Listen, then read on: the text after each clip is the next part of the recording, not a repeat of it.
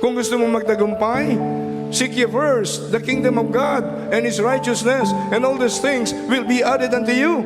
Matthew chapter 6:33, Joshua chapter 1 verse 8. Kayong mga kabataan, gusto nyo magkaroon ng kinabukasan kayo, magandang kinabukasan?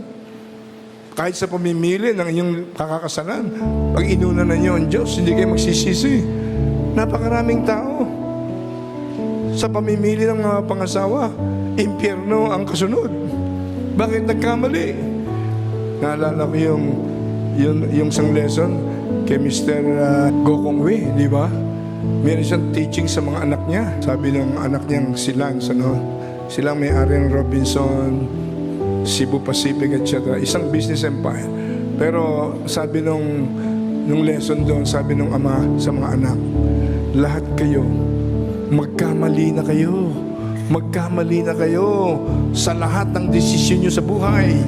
Kung anong kursong kukunin sa uleyo, kung saan kayo bibili ng bahay sa ibang araw, saan kayo maninirahan, magpupunta kayo sa ibang bansa, saan kayo mamimili ng bansa na maayos ang buhay ninyo, o kaya anong klaseng kotse ang bibili ninyo. Lahat na ng desisyon sa buhay, magkamali na kayo, okay lang. Pero huwag kayong magkamali sa pamimili ng inyong life partner sa buhay. Kasi may mga kabataan, baka mahuli ako sa Bicol Express, kahit sino na lang sinasagot eh. Ngayon, pagkatapos ng kasal, pagkatapos isang taon, 2 taon, mala-impyerno ang buhay.